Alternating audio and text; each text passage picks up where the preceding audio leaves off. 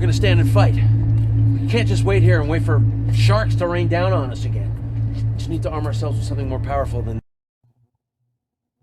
Hello everyone, I'm Brady Tuttle, and my thesis explores how the movie Sharknado argues that we must stand and fight against climate change. Specifically, in this project, I was interested in exploring how Sharknado utilized aspects of camp and exploitation films to reimagine climate change in a way that was both approachable and containable. Through my research, I found that the use of irony, excess, and destruction gave Sharknado viewers a much-needed sense of agency over their response to climate change. Indeed, Sharknado renders climate change to be many things. First, it renders it only a threat at the personal level, which is ultimately overcome and contained.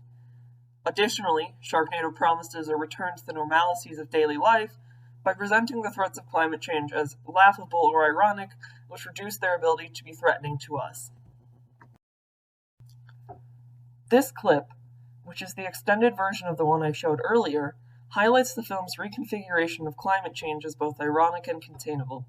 Specifically, the film directly promotes an active, and oftentimes violent, reaction to the threats of climate change. In the scene after Finn and his family have reunited with Matt, who is his son, at flight school, there is a debate over what to do next. While April, Finn's ex-wife, advocates for just leaving, Finn insists that we're going to stand and fight. We're not just going to wait here for sharks to rain down on us again.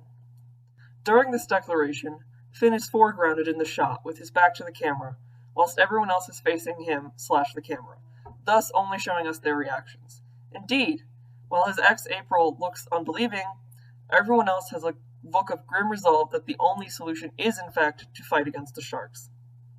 The camera then cuts to a landscape shot that frames Finn, his family, and the other flight school students next to the helicopter with the dark sky in the background and the ground covered in rubble around them. Finn then says, "We need to arm ourselves with something more powerful than these," indicating the lug wrench in his hand. Through this short scene, the film advocates for a more formidable approach to climate change than simply using what is easily available and convenient.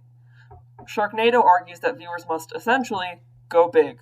Indeed, shortly after Finn tells them that they must arm themselves with something more powerful, they enter a hardware store where there is a plethora of chainsaws, nail guns, and other destructive devices, including the stuff needed to make homemade propane bombs. The camera leaves the characters, something it does nowhere else in the film, and zooms in for some gratuitous shots of the chainsaws, lingering on them in an almost reverential way. These shots function to emphasize the film's admiration of these powerful tools, suggesting that brute force and strength is what is needed to overcome the challenges of climate change. The scene of Finn telling them to stand and fight, and their subsequent arming in the hardware store, works to tell viewers that they too must stand and fight against climate change. Additionally, that scene, and the climactic scenes that follow, render climate change as something that is controllable, and ultimately, the grandiose but feasible actions, something that can be overcome. Sharknado achieves this by presenting the sequence of building the bombs and launching them into Sharknadoes as something that is easily achieved and understood by the everyday person. Furthermore, responding to threats with violence, especially grandiose violence, such as blowing things up, is a quintessential American response. Because of the familiarity of violent responses in the cultural zeitgeist, seeing this response to climate change frames it to be suggestive that everything will return to normal and be okay. During the bomb building scene, the mise-en-scène and camera work to render the characters' actions as campy, which I investigated elsewhere in my thesis, but also as ways of contextualizing the bombs as achievable, perhaps even DIY-able. Indeed, Matt, who is in flight school and should seemingly have no knowledge on how to produce explosives, immediately gravitates towards the propane and confidently tells Nova, "Bombs! Instead of letting live sharks rain down on people, we're going to get into that chopper and throw bombs into those tornadoes, blasting those bastards to bits." During this exchange, the camera frames Matt and Nova in a medium close-up, emphasizing the easy smile he has on his face when he proposes blasting those bastards to bits. This reinforces the idea that building bombs and launching them into tornadoes are easy tasks and nothing that he, or the audience, should be stressed out by.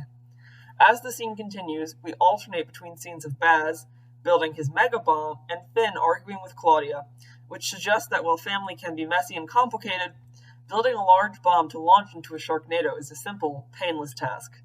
In a similar sense, the scene that follows also suggests that absurd, violent responses are much more manageable than ones that address emotions or other melodramatic tendencies. Specifically, while Nova and Matt are discussing how Nova got her scars, from a shark because of course, the camera chooses to primarily focus on their hands as they construct the bombs.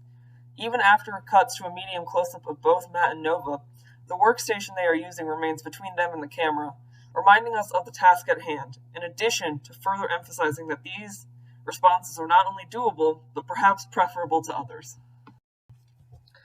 I hope that this close reading successfully highlighted just how Sharknado argues that we must stand and fight against climate change. In my thesis, I go beyond this to explore how camp makes these meanings possible, as well as some of the less favorable aspects of Sharknado's approach to climate change. Thank you for watching, and I hope you enjoyed my video.